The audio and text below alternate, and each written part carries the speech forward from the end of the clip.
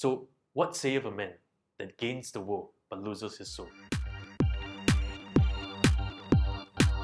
Sometimes, as a coach, if we give too much help, you may destroy the learning process for the client. And in this safe environment, it's safe enough for me not to give her too much help, right? Because it's safe enough for her to discover something. In that portion of discovery, she thought that that doesn't represent her. But actually, all of us heard how it represents her. Because she's in her mind, she's still thinking, oh, this is not me, I need to create that thing. No, this is you. This is the best you right now. Because that represents who you are right now. Who you want, sometimes, it's that, and you find it a struggle to actually be who you are. But sometimes embracing what you have now may be where you want to be. And just acknowledging that it's okay just to be me. That's why there's this song called This Is Me. Have you heard this song? Look out where I come. I'm marching on to the beat of drums. I'm not scared to be me. I am who I am meant to be.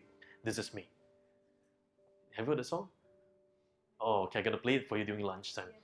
Please watch The Greatest Showmen. It's also another coaching video. All my coaching videos is not real coaching videos, right? I tell you, sometimes the best way to learn coaching is not watch a coaching session. It's to watch this interesting conversation. In the show, The Greatest Showman, watch what happened to the journey of Barton, PJ Barton. So he was this guy. He came from a lowly background. He has a similar pathway as Slumdog Millionaire in Mumbai. Have you watched Slumdog Millionaire? Okay. If some of you never watched, have you watched? Yeah. If you've never watched, watch that as well. That is also a compulsory homework. When you watch The Greatest Showman, this guy hired different people with different talents, but the people, physical form, are ugly in terms of other people's perception. They are not the norm. So he got all these people who were out of the norm and out of the ordinary together and formed a circus. Yeah, and then everybody in this community felt so loved because they felt that someone acknowledged them for their differences and embraced the differences. So this is what we always say: there's unity in diversity and the harmony that we live in. So when he gathered all of them together and they began, marching to this beat of sound that were together, but the circus leader fell for another trap. He looked at another beautiful lady, and this beautiful lady can sing "Never Enough, Never Enough," and the song "Never Enough" was actually a reflection of him. Because it goes never enough, never enough, never enough. Because it felt like it was never enough what he had. He needed something more. So he got this other person, and then he rejected his current circus crowd. So once upon a time, he accepted the reject. Now he rejected the reject and accepted the accepted. In doing so, he has torn a part of his soul away. And towards the end of the story, he lost everything, but he came back to his senses again. So when you watch this whole show, you saw a journey of a man who was searching for something. He got it, but he thought it was never enough. And he went to look for more, but in that pursuit, he lost the very thing that he had. So what saith a man that gains the world but loses his soul? Right? So some of these things allows us to take a pause and take a step back. And we say to ourselves, let's pause for a while, let's reflect, and let's consider this thing. Sometimes in different languages we have this thing called the moment of pause, or the moment of Selah moment, the moment where we just take a pause and say, hey, what is it about what's happening in my life right now? In that story, this lady, the bearded lady, she began to sing this song called This Is Me.